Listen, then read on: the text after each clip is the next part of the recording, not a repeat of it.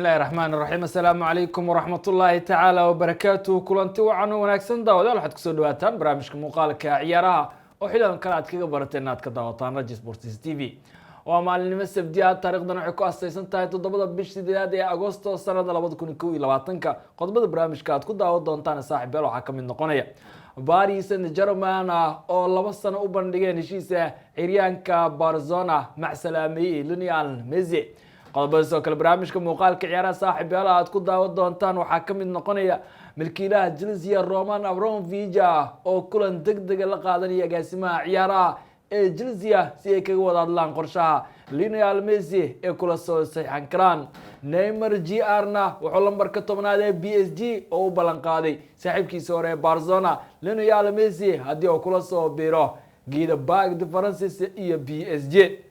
Sergio Aguero waxa uu shaaca ka qaadin oo ka fiirsan heshiiska Paul Garana kadib markii saaxiibkiisa koowaad ee Barcelona Lionel Messi oo maxsalaamay Camp Nou iyo naadiga Catalonia qodobadaas iyo qodobo kale barnaamijka muuqaalka ciyaaraha saaxiibayaal kaga bogan doontaan aniga Xasan Cabdullaahi ayaa barnaamijka idin soo halkaan kala socodsiinaya waana mar kale barnaamijkii muuqaalka ciyaaraha ee Rajis Sports TV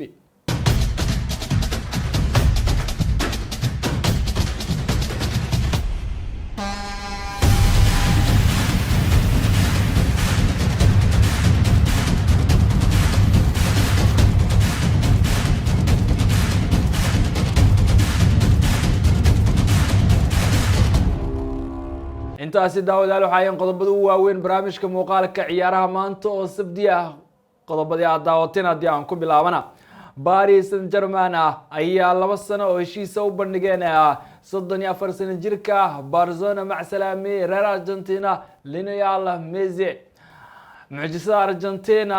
ayaa khamiistii Maxalaamay naadiga Catalonia ee Barcelona kadib markii labada dhinac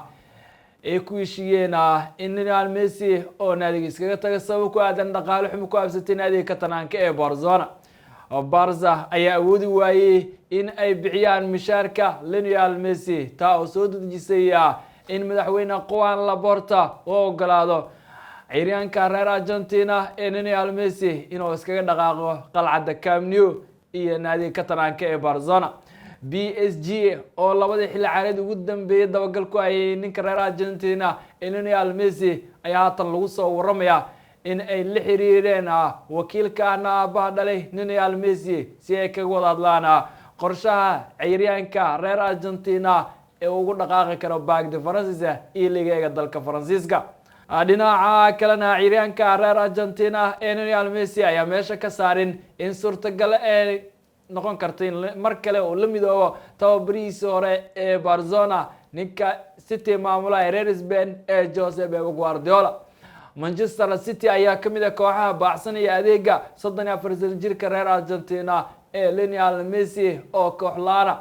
markii khamiistii oo maxsalaamay naadiga muddada fog oo kamid ah ee Barcelona dhinaca kalena ciyaaryahanka reer Argentina ee Sergio Aguero ayaa shaaca ka qaaday inuu ka fiirsanayo heshiiska 2 sano oo bishii May la galay Barcelona kadib markii uu idlaaday heshiiska uu kula jiray naadiga Manchester City ee APL ka ciyaarta ninka reer Argentina ee Sergio Aguero ayaa ka shaaca ka qaaday inuu ka fiirsanayo ka tagitaanka Camp Nou kadib markii saaxiibkiisa Barcelona ee Lionel Messi ciyaaryahanka Argentina ee ka soo wada jeedaan uu faarujiyay geeda Camp Nou iyo Barcelona dhinaca kalena milkiilaha Chelsea ninka saliid ka taajire ee Russia ee Roman Abramovich ayaa shaaca ka qaaday in kulan degdeg oo la qaadanaya agaasimaha ciyaaraha ee Belo si ay kaga wada hadlaan qorshaha Lionel Messi ee Stamford Bridge lagu keeni karo Roman Abramovich oo kamid milkiilayaasha kamid ah ugu taajirsanaa iska kooxaha kubadda cagta ciyaaraha ayaa doonaya in oo Lionel Messi Premier League geeyo garaana qalcadda Stamford Bridge dhinaca kalena islaamuraha naadiga galbeedka lana ka dhisanay Chelsea ayaan ku guda jirnay Chelsea ayaa lagu soo waramaya in heshiiska shakhsiga ay la gaareen Belgium weeriyaankooda iyo Inter Milan Romelu Lukaku weeriyaankii hore ee Manchester United iyo Chelsea Everton ayay bal u doonayaan in mar kale ku soo celiyaan qalcadda Stamford Bridge ee galbeedka London Inter Milan ayay kala heshiiyeen in ciyaaryahanka reer Belgium ee Romelu Lukaku iyadoo haatan lagu soo waramayo in labada kooxood ay ku dhow yihiin in Roman Abramovich naadiga iska leeyahay Chelsea ay gacanta ku soo dhigaan Romelu Lukaku weeryahanka reer Belgium oo 28 sano jira ka wixii ciyaareedkii la soo dhaafay Serie ku hogaamiyay naadiga Nerazzurri lagu naanaysay Inter Milan tababaraha reer Argentina ee PSG maamulaya Mauricio Pochettino waxa uu shaaca ka qaaday haddii Lionel Messi PSG ee la siixdaan in taas meesha ay ka saarayso in heshiis ay la gaaraan Kylian Mbappe ciyaaryahanka 22 sano jirka ee reer Faransa ayaa diiraddu saaran naadiga Real Madrid oo doonaya in ciyaaryahanka ay gacanta ku soo dhigaan Lionel Messi iyo Kylian Mbappe iyo Neymar ay suurtageleen PSG ee ku wada helaan shaxdooda xilli ciyaareedka soo aadan sabab ku aadan in saddexda ciyaartooy ee mishaar sare ka qaataan Parc des Princes waxaana lagu soo waramayaa Mauricio Pochettino Liquibs oo Faransiiska laga leeyahay sidoo ku waramaysa majaladaasi in haddii Lionel Messi PSG ay gacanta ku dhigaan in Kylian Mbappe uu jeesan doona iyada caasimadda Spain ee Madrid dhacda ee Santiago Bernabeu iyo naadiga cadcadka Real Madrid dhinaca kalena weeryahanka reer Brazil ee Neymar Jr ayaa lambarka 10aad